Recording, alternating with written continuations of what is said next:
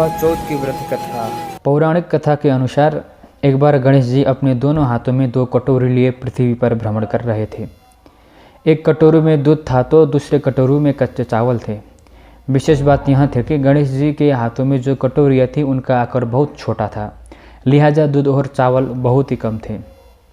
गणेश जी ने पृथ्वी पर घूमते घूमते कई लोगों से खीर बनाने की आग्रह किया, लेकिन सबने मना कर दिया। मात्र एक मुट्ठी चावल और जरा सा दूध से कैसे खीर बनेगी। तब श्री गणेश जी ने एक बुढ़िया यानी बूढ़ी अम्मा के दरवाजे पर पहुंची और उनसे प्रार्थना करने लगे कि वह खीर बना दें। बूढ़ी अम्मा मान गई और गणेश जी से 2 कटोरी मांगने लगी। तब गणेश जी ने बूढ़ी अम्मा से 2 बोर लाने को लिए कहा।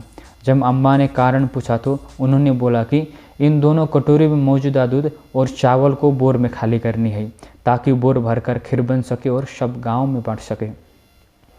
बूढ़ी अम्मा चौंक गई और बोली कि यह तो संभव नहीं है कि जरा सा दूध और चावल से बोर भर जाए। लेकिन गणेश जी के कहने पर वो 2 बोर ले आई और उनमें चावल और दूध डाल दिया। इसके बाद बोर चावल और दूध से भर गया, जिसे देखकर बूढ़ी अम्मा चौंक गई। उन्होंने खीर बनाना शुरू किया। बूढ़ी अम्मा खीर बनाकर बाहर गांव लोगों को बुलाने के लिए जाने लगी और गणेश जी से बोली कि आप स्नान कर लीजिए, इसके बाद आपको भोग लगा कर ही गाँव में खीर बांटूंगी। गणेश जी स्नान के लिए चले गए और बूढ़ी अम्मा गांव वालों को बुलाने के लिए बाहर चली गई।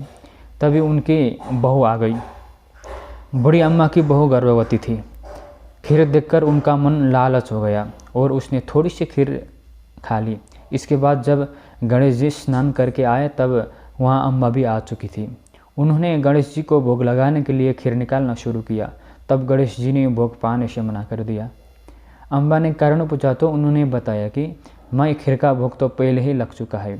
गणेश जी ने बताया कि खीर किसी और ने नहीं बल्कि उनकी बहू ने खाई है। यह जान अम्मा दुखी हो गई और बहू को उदास मन से देखने लगी। तब श्री गणेश ने उन्हें समझाया कि खीर नवजात बालक ने खाई है। गर्भवती महिला या गर्भ में पल रहे बालक ने खीर खाने से एक प्रकार से भोग श्री गणेश जी को ही लग गया, क्योंकि गर्भ से पल रहे बालक सबसे शुद्ध और पवित्र माने जाते हैं। तब कहीं जाकर बूढ़ी अम्मा संतुष्ट हुई और गांव से सभी लोगों को बुलाकर खीर खिलाई। साथ ही गणेश जी ने भी खीर खा ली। जिस दिन यह घटना हुई उस दिन करवा चौथ थी। इसकी यह कथा करवा चौथ के पावन व्रत से जुड़ गई। यही कारण है कि करवा चौथ के दिन गर्भवती महिला द्वारा भोजन करना वर्जित नहीं माना गया, बल्कि इसे यह प्रकार से भगवान का भोग लगाने के समान माना गया है। श्री गणेशा।